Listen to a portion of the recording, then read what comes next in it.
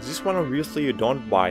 It is free to download, but we are talking about a Diablo Immortal. This is a free-to-play Diablo game that was announced a while back. It's available not just on iOS and Android, but also on PC in beta. We have been grinding through it, and after we have some thoughts, Activision Blizzard has had multiplayer troubles lately from an organizational standpoint to a consumer standpoint stuff that got to figure out. They have a lot of making up to do, and I don't know if Diablo Immortal is gonna win any favor, you know. At least with the hardcore crowd, I don't know, but the game is fun if you don't want to touch anything that feels mobile or feels free to play. I don't know if this is going to win you, although you know it's actually, to me at least. After like 14 hours or so adventuring with my character, who I named Lash, yes, you are riding the right, it's decent mobile versions of Diablo, which is pretty cool. In theory there is a lot of quality graphics and gameplay here, and a lot of fun, but it also has the typical free-to-play stuff, which is I definitely will get to. Now I did play mostly mobile, just so you guys know from this gameplay footage here, sorry. For the weight aspect ratio I popped it on PC, and I'm really glad there's a PC versions and account linking and signing or whatever, but since it was a mobile first things. I just played it on the go-to signs with the controller fine, and the controls are decent, and the touchscreen controls I think are really good.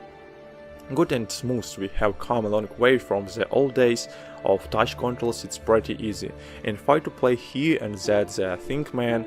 Like it ropes you in with the addictive Diablo gameplay. It almost feels like in true 101 to Diablo, like it may not be like insane enough for words, but it's pretty cool now. The free to play elements are not immediately there, and you otherwise get a straight up fully featured Diablo game. It has leaderboards, clan support, full playing with other Battle.net, loot systems, dungeons, instance, raid large maps, big city hub areas, the whole 9 yards.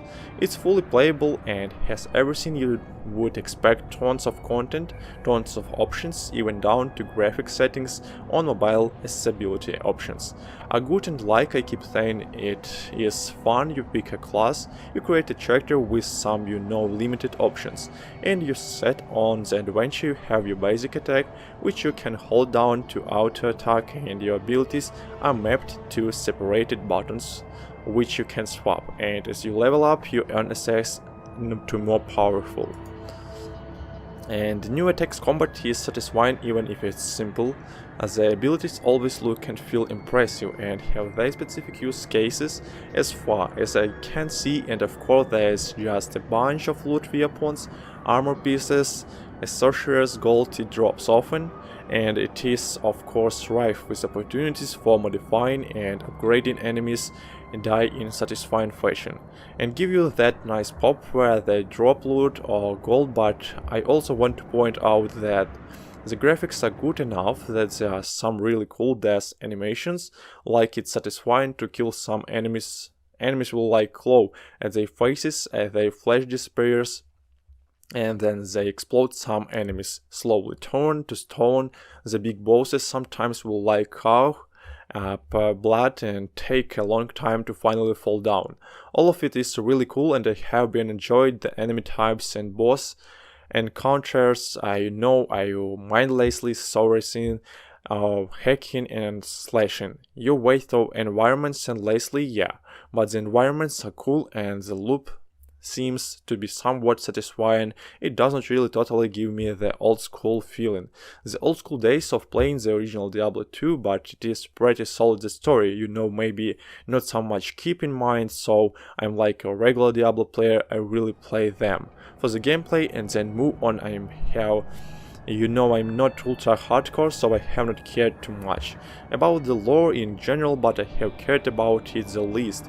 Here with this game it feels like it just throwing a bunch of stuff at you. The part that really bothered me was when it tried to like story reasons explain a magical rare chest item that I needed to modify my rift for more bonuses, where it really is just a free-to-play element. Like, don't try to think that I'm that dumb that you have to give me lore for the monetization, dude, so I guess on that note, well, talk that stuff, all the main gameplay.